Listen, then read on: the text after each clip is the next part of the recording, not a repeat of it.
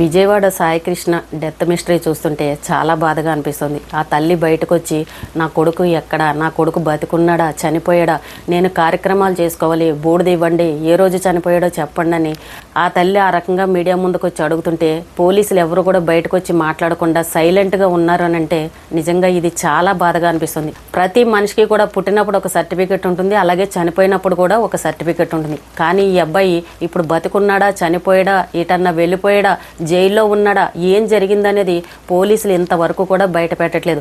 నిజంగానే ఒకవేళ అబ్బాయి బతుకున్నాడు అనుకోండి, జైలుకి తీసుకువెళ్ళి చూపించండి. ప్రతి నేరస్తుడికి కూడా ములాఖాత్ అనేది ఉంటుంది. వారానికి 2 సార్లు 3 సార్లు కుటుంబ సభ్యులు వచ్చి మాట్లాడుకునే అవకాశం ఉంటుంది, ఫోనుల్లో మాట్లాడుకునే అవకాశం ఇస్తాడు. ఇంత పెద్ద నేరస్తులకైనా సరే కొన్ని అవకాశాలు చట్టాలు అనేవి కల్పించాయి. మరి ఈ అబ్బాయి అసలు ఎక్కడున్నాడు అనేది ఆ తల్లికి ఎందుకు చెప్పట్లేదు, ఎందుకు అంత రహస్యంగా దాస్తున్నారు? కుటుంబ సభ్యులు చెప్పే మాట ఒకటే, మా అబ్బాయి ఏమీ మంచివాడు కాదు, మా అబ్బాయి చాలా కేసుల్లో ఇరుక్కున్నాడు, మా అబ్బాయి మంచివాడు గొప్పవాడని మేము ఎక్కడా చెప్పట్లేదు. మా అబ్బాయిని జైల్లో పెట్టినప్పుడు కూడా మేము బెయిల్ తీసుకురాకుండా అలాగే ఉంచేసాం. ఎందుకనంటే వాళ్ళు మార్పు అనేది రావాలి, మళ్ళీ బయటకు వచ్చాడనంటే మళ్ళీ ఎప్పట్లాగానే ఫ్రెండ్స్తో తిరిగి అనవసరంగా లేనిపోని తగువుల్లోకి వెళ్తాడు, కొన్ని రోజులు అక్కడే ఉండని వాడికి బుద్ధి వస్తుందన్న ఉద్దేశంతో మేము అక్కడే ఉంచేసాము. అలా జైల్లో ఉన్న కుర్రాన్ని తీసుకువెళ్ళి ఈ సిఐ ఎవరైతే ఉన్నారో అతను మా కొడుకుని ఈ రకంగా చంపేశాడు, టార్చర్ పెట్టాడు, గోల్డ్ బీకాడు, చూసిన వాళ్ళందరూ కూడా నాకు చెప్పారని ఆ తల్లి కన్నీళ్లు పెట్టుకుని ఏడుస్తుంది. అంత అవసరమే ఉందండి? పోలీసులు చేయాల్సిన పని ఏంటి?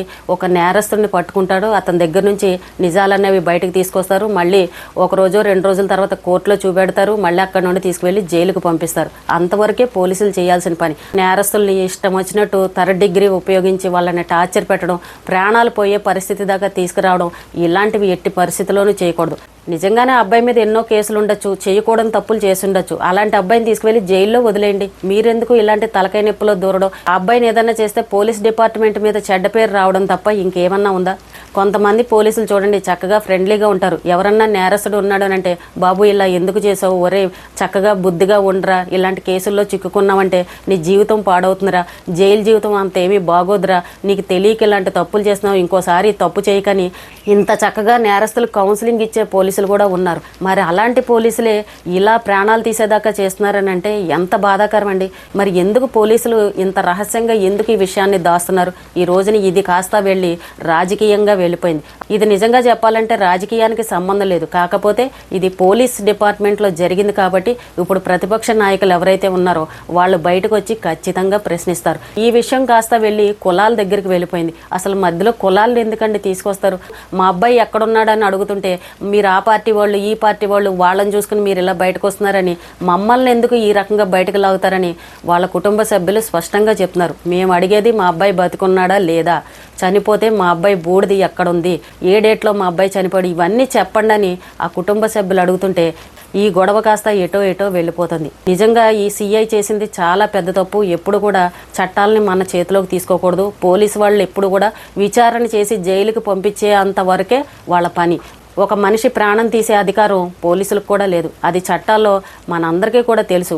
ఆ సీఏ అసలు ఈ నేరస్తుడి మీద అంత కక్ష కట్టాల్సిన అంత అవసరం ఏముంది? తెల్లారు లేస్తే ఎంతో మంది నేరాలు చేసిన వాళ్ళు పోలీసులకు దొరుకుతూ ఉంటారు, తీసుకువెళ్తారు, జైలుకి పంపిస్తారు. కానీ ఈ అబ్బాయినే టార్గెట్ చేసి మరి ఎందుకు ఇలా చేశారు? అతని చేతిలో చనిపోయాడు కాబట్టి ఈ కేసు కాస్త ఇంకా పెద్దదవుతుందని అన్నట్టు ఆ ముసలావిడ కదా, ఈవిడ వెనకాల ఎవరూ లేరులే, ఎవరూ పట్టించుకునే వాళ్ళు ఉండరని ఆవిడని ఒక 4 మాటలు తిట్టేసి పంపించేసి ఇక్కడ ఈ సీఐ ఈ రకంగా చేశారేమో అనిపిస్తుంది. ఏదైనా కానీ పోలీసులు ఇలా చేయడం చాలా దారుణం.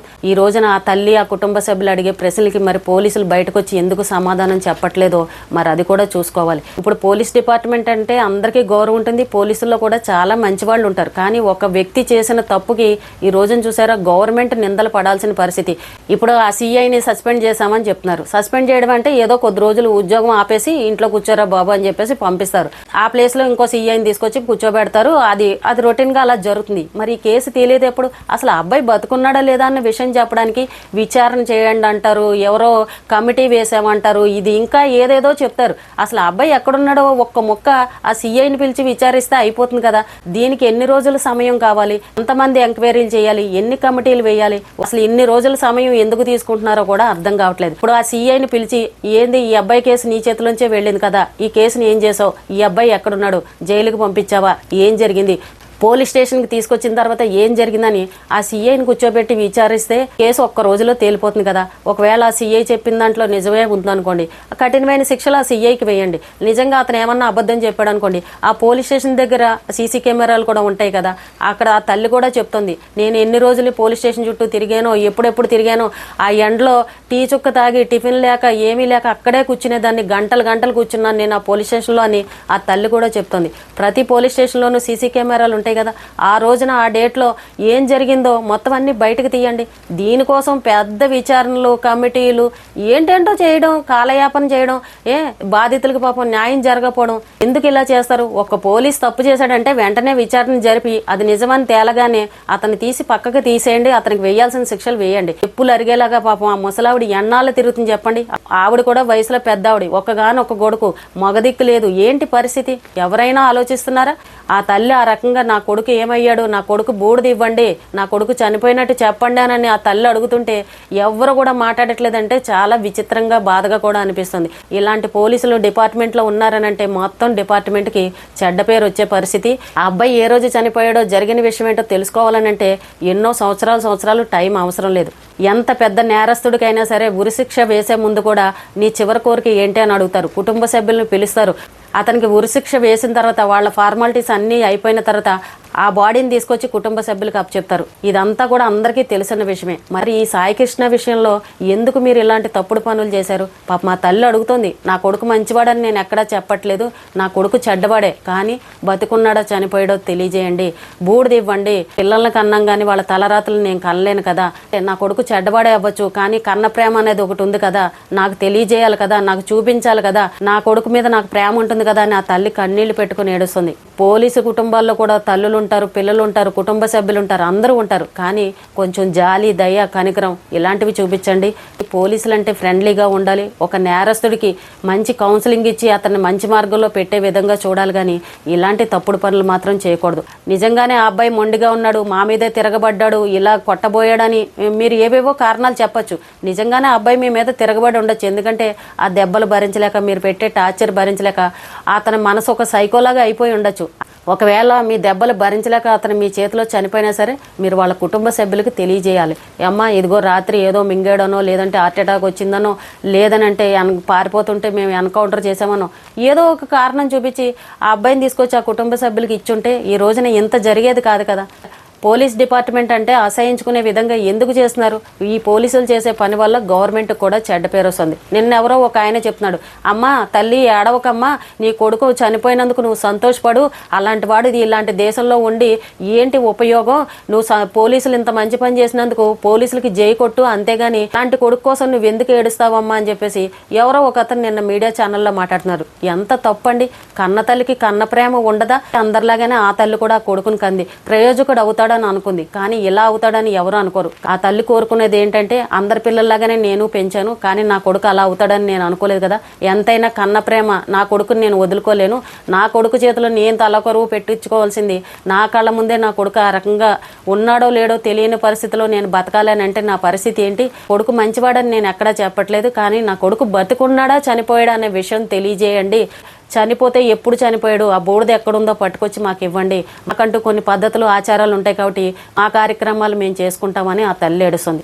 ఏ తల్లి అయినా సరే మన పిల్లలు చక్కగా మంచి ప్రయోజకులు అవ్వాలి, మంచి భవిష్యత్తు ఉండాలని ఎవరైనా కోరుకుంటారు. పిల్లలు ఇలాంటి తప్పుడు పనులు చేసి జైలుకి వెళ్ళాలని, నేరస్తులు అవ్వాలని ఏ తల్లి కోరుకోదు. పాపం ఆ తల్లి కూడా చెప్పింది. మరి ఆ పిల్లాడి మైండ్ సెట్ ఏంటో, చుట్టూ ఉన్న దోస్తుల వల్ల ఎందుకో అలా కఠినంగా తయారయ్యాడు.